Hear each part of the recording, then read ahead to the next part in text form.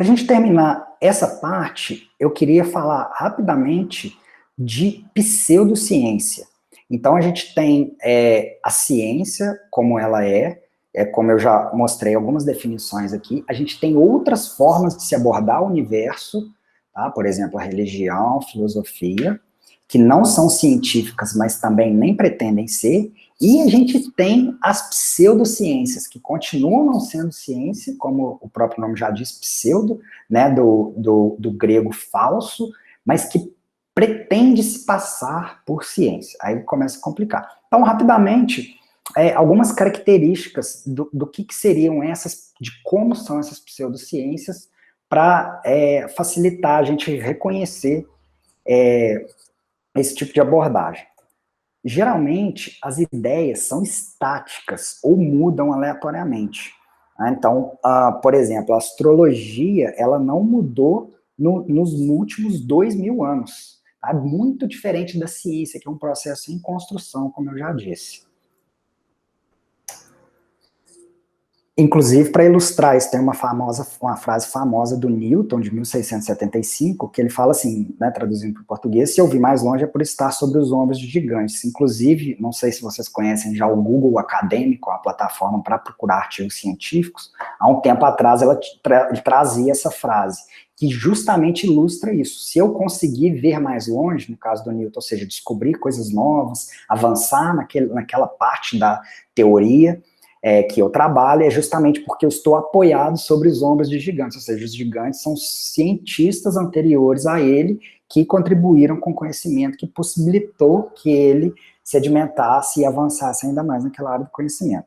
Tá? Então, isso é típico da ciência, enquanto isso é típico da pseudociência. Outra coisa, as pseudociências são baseadas em experiências anedóticas, ou seja, experiência pessoal.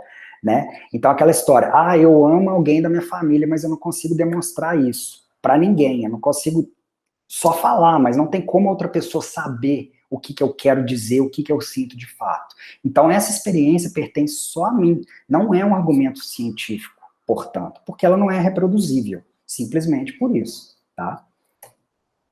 Teorias da conspiração, então as pseudociências se apoiam muito nisso. O governo não quer que você saiba a verdade, os cientistas estão escondendo. Mentira, pelo contrário, os cientistas querem demonstrar, e eles vão ficar, acreditem ou não, felizes em demonstrar que alguma coisa que se achava verdadeira é falsa, porque isso avança no nosso conhecimento. Então imagina um cientista que descobre que a teoria da relatividade é falsa. A teoria da evolução por seleção natural é falsa. Se ele consegue mostrar que isso, na verdade, olha, a gente achava que era assim, mas eu descobri uma evidência nova, e não é bem assim, isso é falso. Pelo contrário, ele vai se tornar mundial, esse cientista vai se tornar mundialmente conhecido, vai ter prêmio, vai ganhar dinheiro para mais pesquisa. Então, os cientistas não querem esconder nada, não. Né? A gente busca, de fato, descobrir as coisas e avançar no conhecimento científico.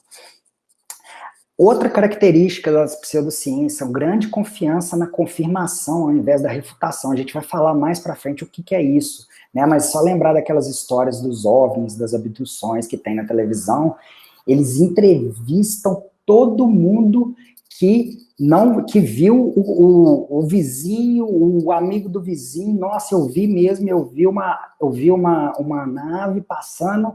Mas e aí? Quem viu? Quem já foi abduzido? E os inúmeros vizinhos que nunca viram nada? Será? Por que o pessoal não entrevista? Então, assim, é sempre aquela confiança na confirmação. Pega um, dois que já tem um viés e busca essa confirmação ao invés de rejeitar a hipótese. Vou entrar em detalhe mais para frente sobre isso, está na base do método hipotético dedutivo, que é o que a gente vai discutir na aula de hoje. Uma falta de ceticismo, né, muito grande. Então, isso é uma característica da pseudociência.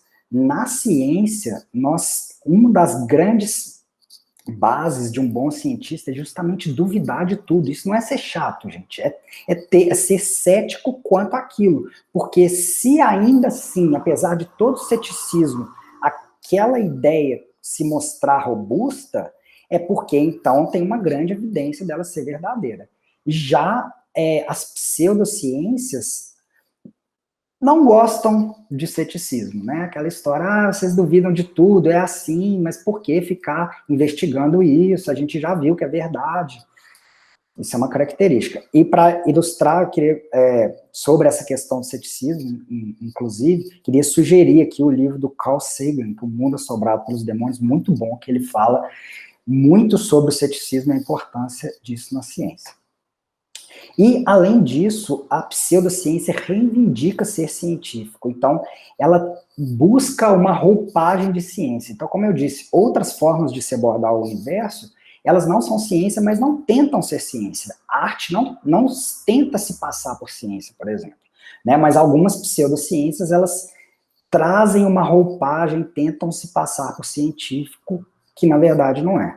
Então, só alguns exemplos de pseudociência que são mais famosas aqui entre nós, por exemplo, astrologia e homeopatia. E aqui só uma tirinha para ilustrar isso, né? Então, continua um segredo do universo. A ciência não é opinião, então não depende da opinião e da vontade de ninguém, né? São fatos, argumentos e teorias baseados em evidência. Tá certo? A gente volta daqui a pouco para a próxima parte, que é a continuação dessa aula.